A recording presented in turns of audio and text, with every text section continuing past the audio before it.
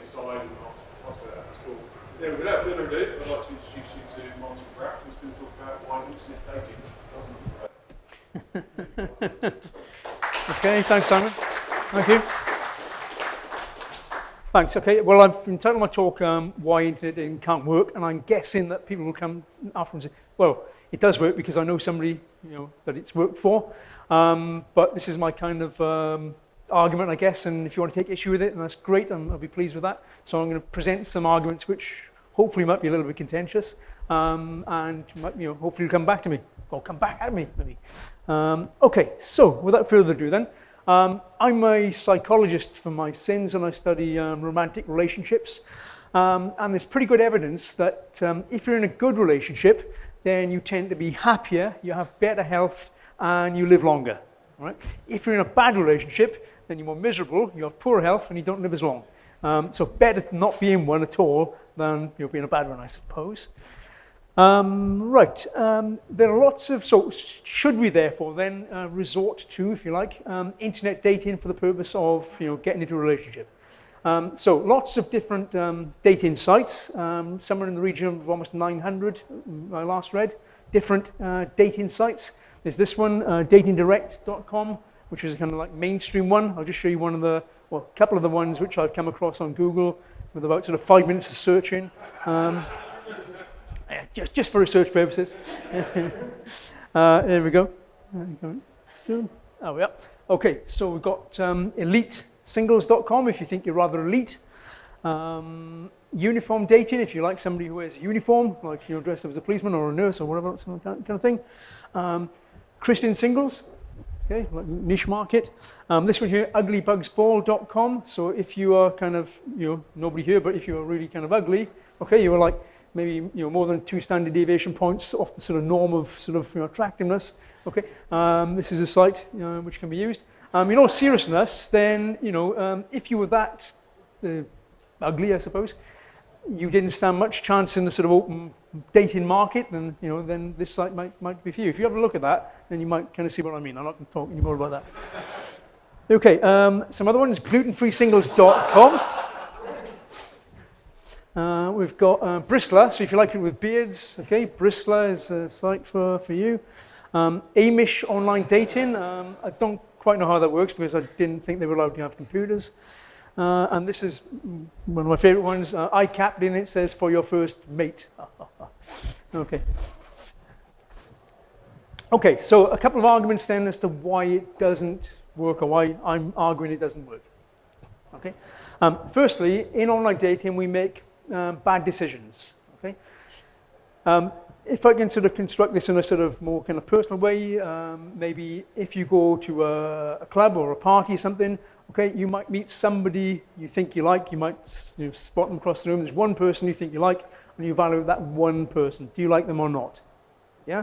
I don't know about you, but I rarely go to parties or clubs where there's like loads of different women who all crying for my attention. That doesn't happen. There's like one every couple of months, and if I'm lucky. Okay. In online dating, we're presented with so much choice, aren't we? If you're a lady, lots of guys there. If you're a male, lots of females to choose from. So you think.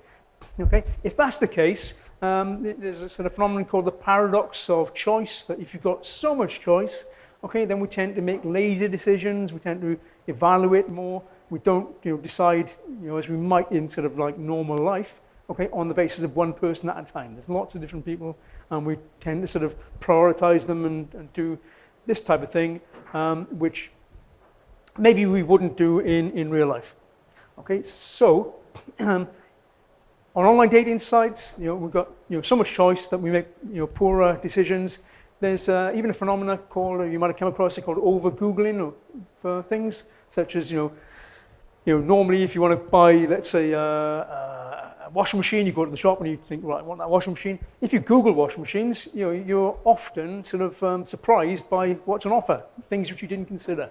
Same kind of thing in online dating. Okay, so we're presented with so much choice that maybe we make bad decisions. Secondly, our impressions might be sort of a little confused, because when we meet somebody face to face, we are given lots more information than we are in online dating. Okay, so in online dating, we don't get the true picture. There's lots of things, connecting with people, such as maybe how they move, how they smell, how they talk, which we don't get through online dating. So we are presented with a more of a kind of two-dimensional picture. Okay, in online dating, we don't get the full person. So really, it's an introductory service. It's not a basis upon which to choose somebody. Okay, in online dating. Okay, thirdly, my third argument why it doesn't work is matching algorithms. Lots of dating sites, eHarmony is one, who say we're not a dating site, we are a relationship site, and they will ask you to fill in lots of tests, and they argue that they can match you up with somebody who is similar to yourself. Okay, so you fill in a sort of personality profile, you get matched up with somebody similar to yourself. Okay, all of these dating sites who say they're going to do this, okay, they've not published or they've not given any data or given any sort of information to mathematicians, statisticians, psychologists, okay, in order to sort of independently validate whether these matching algorithms actually work. Okay, I was looking at something the other day, and your expectation of liking somebody, okay, accounts for as much of the variation in actually liking somebody as being told that you like somebody from a real sort of matching algorithm. So in other words, if somebody says that you're matched up with somebody on the basis of what you fill in as a personality profile, okay, that might account for something, but if you're just told that you should like somebody, that will make you like somebody just as much. So matching algorithms, there's no evidence to suggest that they really work. Okay.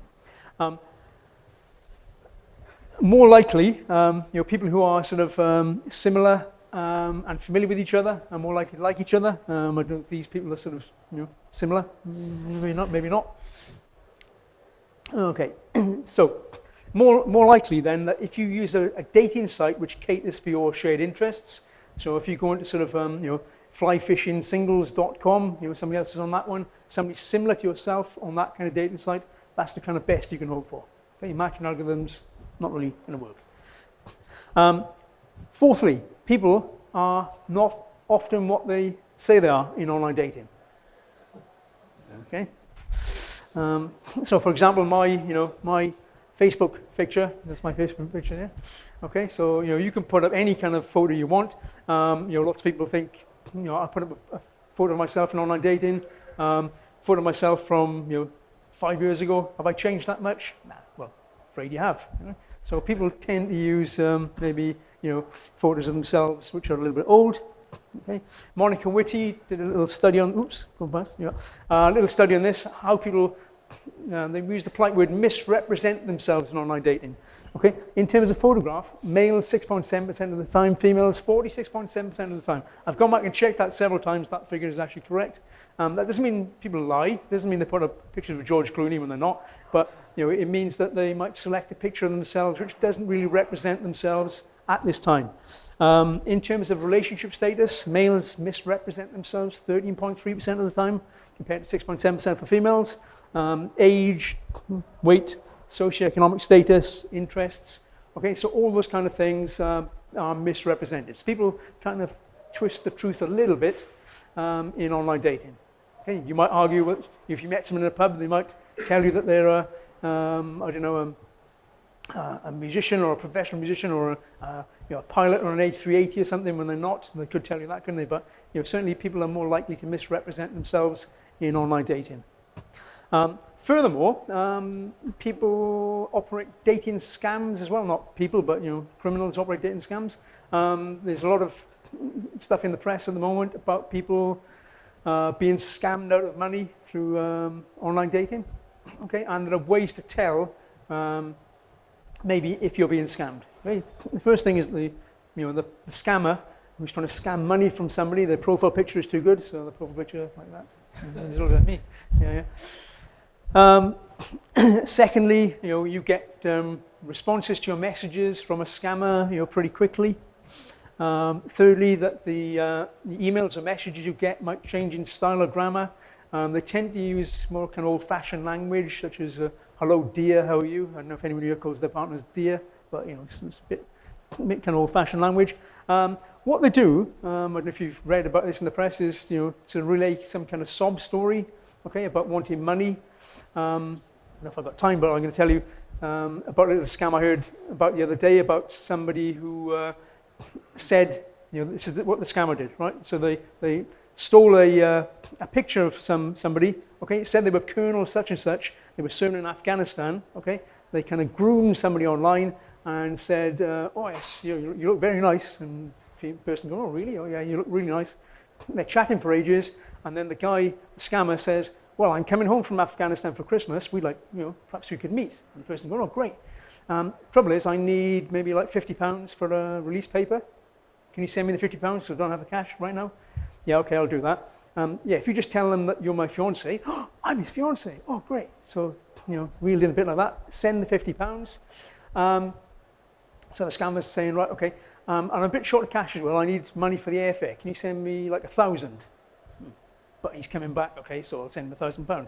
Okay, and this is where it gets more ridiculous. Okay, so we send £50 for the release papers, send £1,000 for the airfare.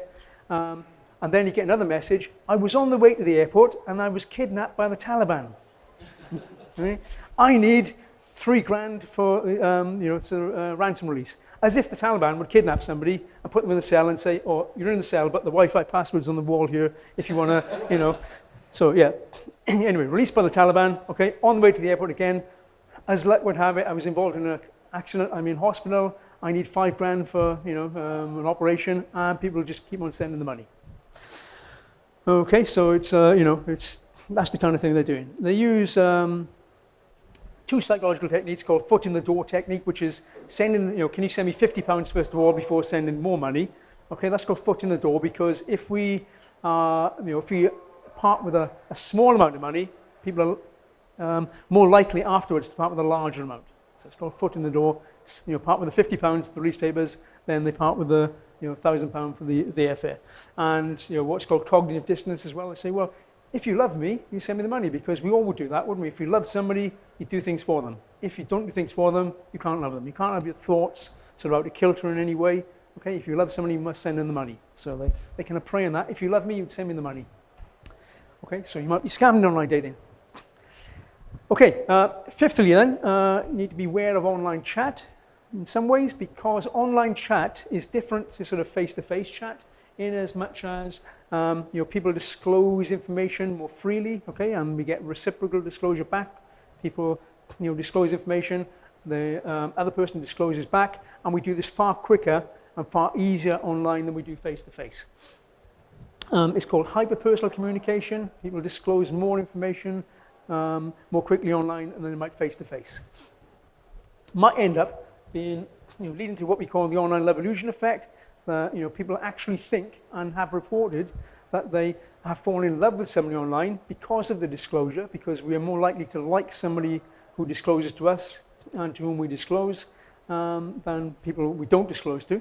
Okay, so that gives us that kind of impression that we're in love with somebody even though we've not even met them. And people have reported that they've fallen in love with their online, dating buddy, okay, before they've actually met them.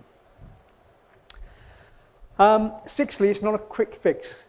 Okay, so if you think, oh, I was in a relationship and it's all ended, oh, I know, I'll go on to online dating and it'll all be great. Okay, it's not a quick fix. It does take time. Okay, the evidence suggests this, that people spend a lot of time online dating. It's, there's one there that says 12 hours per week, which means that's almost 2 nights out. So 12 hours a week, invest in your time in online dating. So it does take time and effort. It's not like just going on to an app and going swipe, swipe, swipe. Oh, didn't work, okay. Okay, you've got to put some time and effort into it. The only problem is that my kind of word of advice is that online dating, you've got a bit of a shelf life on a dating site. If you're on there a long time, okay, what might people think of you? If I'm on there a long time, either I'm a player and I'm, just not really serious, or I'm a total loser and I'm on there for a long time because I can't get anybody.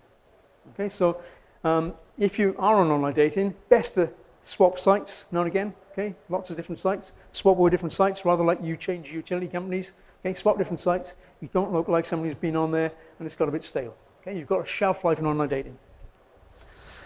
And seventhly, will it work in reality? Okay, old-fashioned sort of face-to-face dating, you meet somebody generally who lives fairly close to you. Okay, so geographically close. In online dating, you can do that too, but you might meet somebody who lives a little bit further away.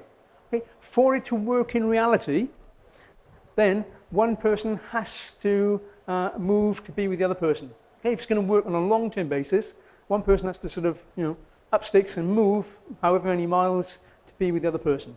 Okay, which wouldn't necessarily happen if you lived in the same geographical location. So in online dating, you might meet somebody you think, oh, great, but they live in London, or they live in Swindon, or they live, I don't know, Southampton.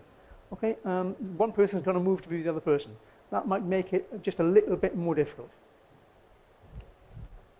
Okay, so those are my 7 arguments as to why it doesn't work. I'm now going to present a couple of, I don't know, bits of tips or whatever, if you like, about can we make it work? Well, we can't actually make it work, but we can maybe improve people's chances of making it work. So first thing you have to do is decide what dating site you're going to use. Okay, I said there's almost 900 different dating sites, therefore you wouldn't want to go to them all, or you could if you had lots and lots of money, but lots and lots of time. But you might want to choose 1 or 2 which would suit you. Okay, so do you want, for example, a casual or do you want a long-term relationship? So you might decide on that basis. There are sort of Tinder, sort of location-based apps, or there's like eHarmony where you fill in personality profiles and you're matched up with someone for like a long-term relationship. Okay, so is it fill in that personality profile, or is it sort of quick and easy to go kind of thing? Okay, so what do you use? Tinder? You swipe in this way and this way, or do you want something which is more long-term? So it's worth considering, which kind of dating site or app you're going to use. Okay, lots available. Okay, so have a little think about which one you're going to use. Okay, one word of advice is that in the psychology of romantic attraction, similarity and familiarity are important. So as I said, if you use a dating site which caters for your shared interests, people's shared interests, you're more likely to be successful. In the psychology of romantic attraction, there is no evidence to suggest that opposites attract. Okay? You're not attracted to opposites. We might be attracted to people who are sort of complementary to ourselves. So in other words, if you like cooking and someone else likes washing up, okay, that works just great because you're complementary. But that's not opposites, that's just people who sort of kind of like fit together. Generally, we like people who share the same kind of core values as us, same interests as us as well. Okay, so if you use a dating site, like I said earlier, which caters to your shared interests, you're more likely to be successful. Secondly, constructing your profile. Okay, so once you've got onto a dating site, you might, choose your best picture, not one which is out of date. Choose your best picture, preferably if you may be smiling, perhaps, you look all right. And then you have to construct your profile. The general kind of word of advice with profiles, okay, is that you might, if they ask you for a username, apparently if you choose a name which is near the beginning of the alphabet, it's kind of like a sort of Yellow Pages effect. So if you're called like Andy Aardvark rather than Zarina Zebra or something, okay, you're more likely to be contacted if you've got a name close to the top of the alphabet, apparently. Okay, but the way you construct your profile for males, okay, is to advertise the fact that you're dominant. Females are supposed to like males with good genes, okay, so they're attractive. But you can also say that if you're dominant, you've got good sort of income potential. You like children, all that kind of stuff. Okay, so advertising all that stuff for males is really important. People often ask, is it the case that girls like bad guys, okay, and good guys always finish last? Maybe not necessarily, but you need to advertise the fact that you're dominant, so you can be a good guy, but don't be a sort of wimpy good guy. You need to be a sort of strong good guy, right? So that's what makes you attractive.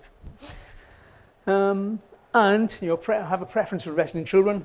Okay, these photos here. Okay, we've got a model here. Okay, which in the one on the left there, they photoshopped out the child. Okay, asked which one was more attractive. Females reported the one on your right was more attractive because the one on the right, the guy's creating the child, and the one on the left, he's not. Okay, so exactly the same guy, exactly the same pose. Okay, this one is more attractive, apparently to females. Okay, so that's the kind of thing you need to sort of advertise yourself as. Okay. When you're constructing your profile, as they say, avoid cliches like the plague.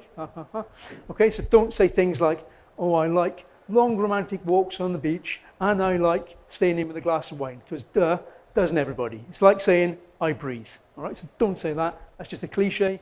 You need to say something about yourself which is original, which makes you stand out. Okay, so avoid those cliches, avoid the things which everybody kind of really likes. I like traveling. Well, most of us do, you know. I like going out for meals. Yeah, so we do. All right, so don't say that. Say something, you know, quirky, individual about yourself. Okay, thirdly, making decisions. Okay, so when you are, you know, you've chosen your website, you've constructed your profile, you have to make decisions about other people's profiles.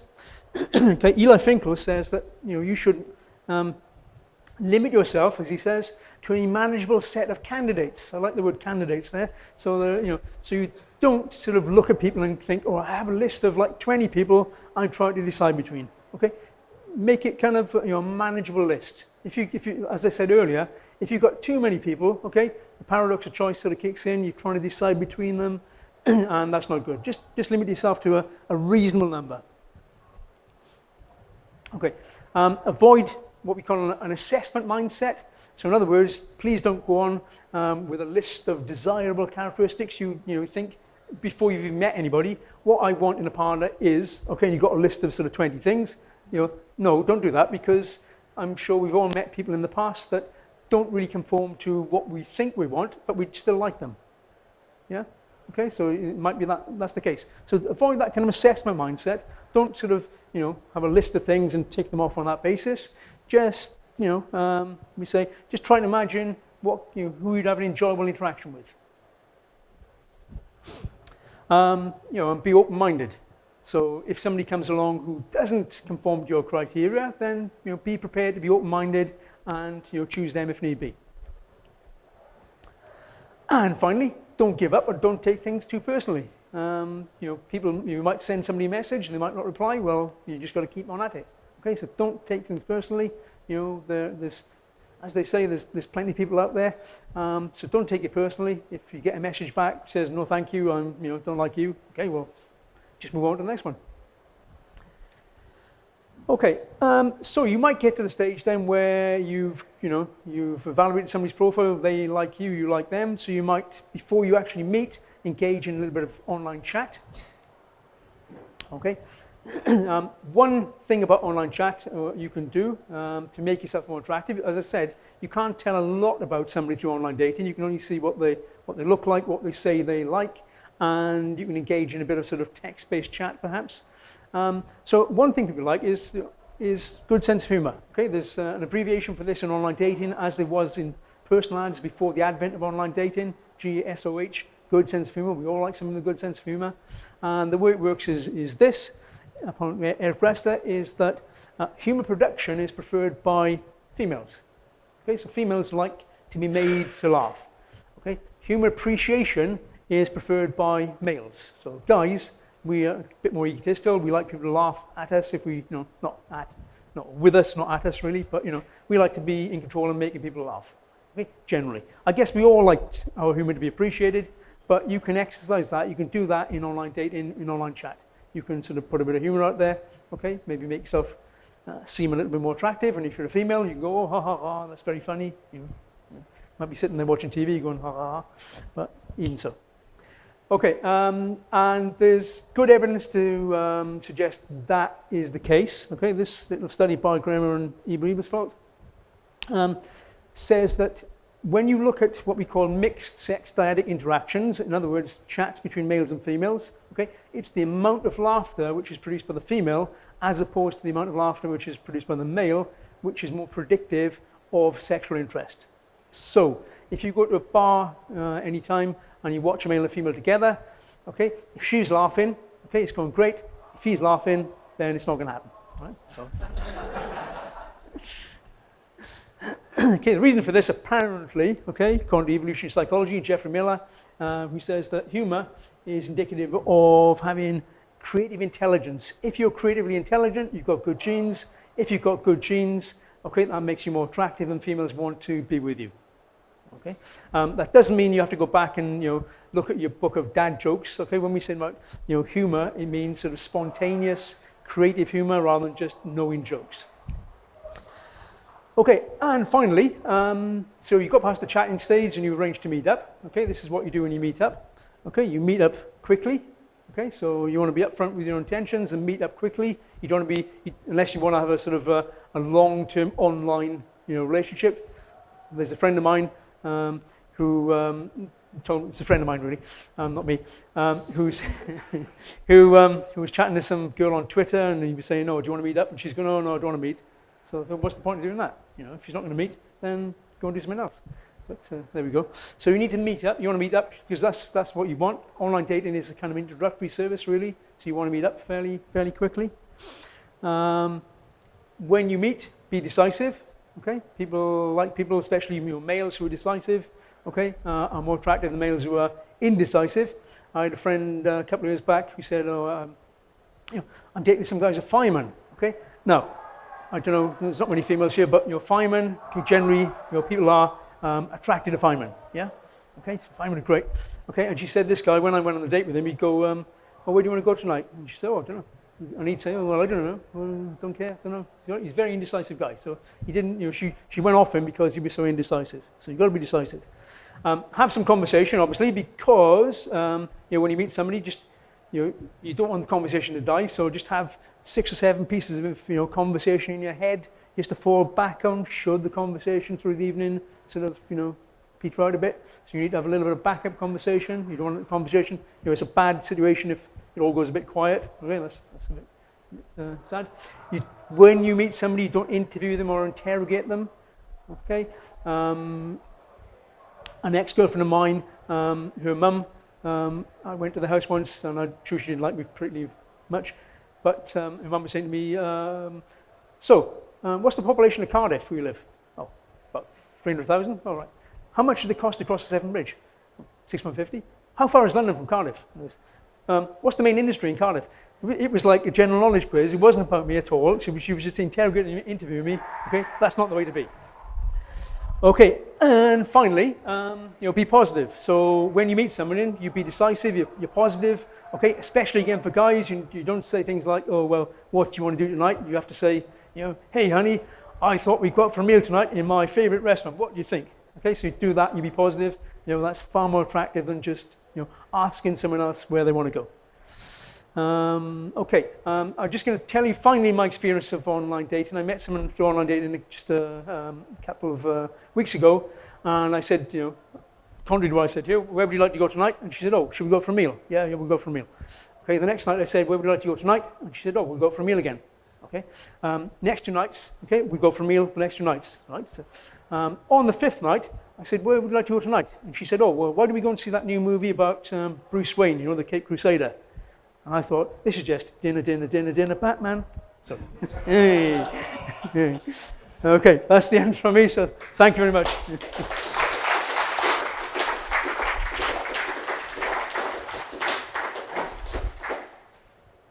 Okay, questions or, is it? Yeah, okay. Yeah. Sorry? Smell. Yes? You can't tell that online. You can't? Unfortunately not, you can't. It's said to be important in attraction.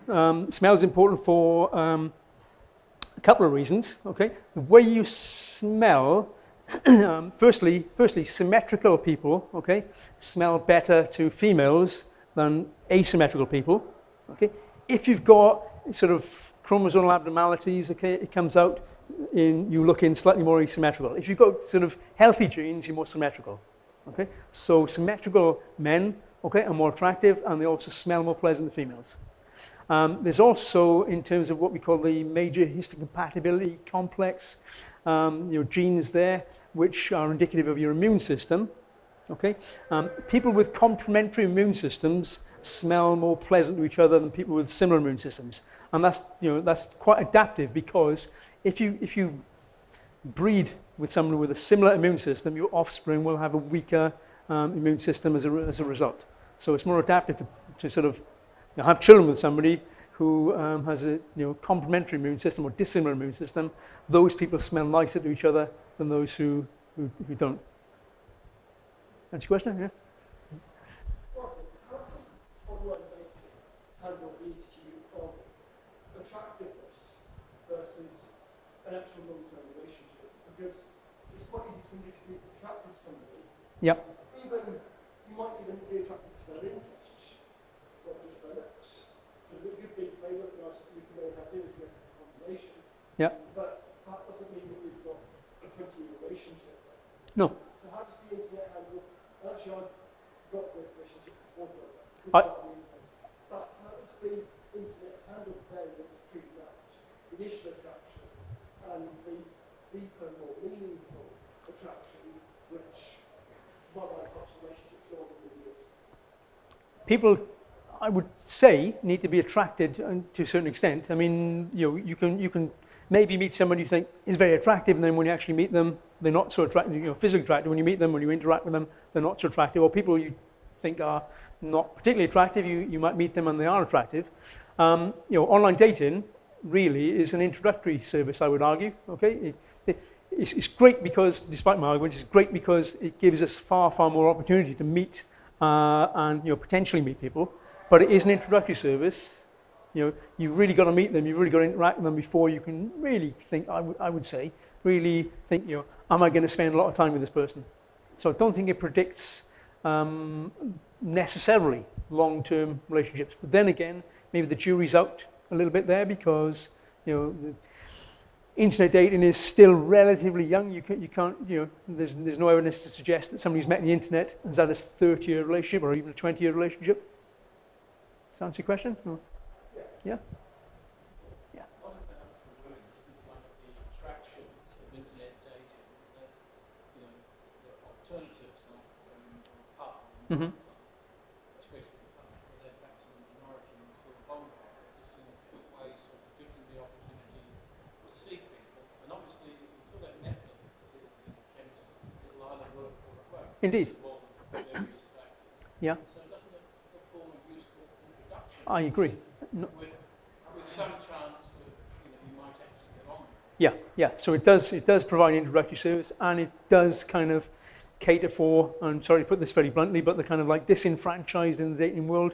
People, I showed you that website, which does exist, uglybugsball.com. People like that may never ever meet other people. Were it not for internet dating, people who are slightly older, people who are just not really in the kind of dating pool, as it were, okay, are more likely to meet people now through internet dating than they were able to before. So yes, I would agree with that. Yeah. If it doesn't work, Yep. why there's a growing user base and people spend 12 hours per week, 32 minutes per visit, Yep.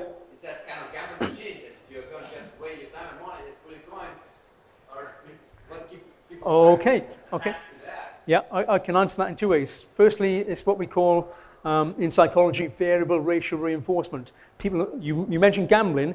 People are hooked on gambling because they only win occasionally. Okay, if they won all the time, they wouldn't do it because they'd know they could come back and win the next time. If they never won, then that response would eventually what we call extinguish. If you win occasionally and you can't predict when you're going to win, that keeps people reeled in a lot longer. Online dating, you don't know when you're going to meet somebody. You might meet the first person you've seen. You might not meet somebody for a couple of months, but that's the kind of reinforcement we get, which keeps us reeled in. And I guess if you think about the kind of business case for it, okay, then it can't really work too well, because if it worked perfectly, okay, everybody would be matched up within months, and then the business would be bankrupt, wouldn't it? So it has to work enough to just encourage people to keep coming back. Yeah. Your argument seems to be Yep. it's a numbers game. Right? So Absolutely. So internet, you've got a bigger pool. Yep. So when I met my sister club 15, 16 years ago, I don't know how to get on with it, but I had a much smaller pool. Yep. Surely I can't see why it doesn't work. Because if you go, if that doesn't work out, I try again. Sure.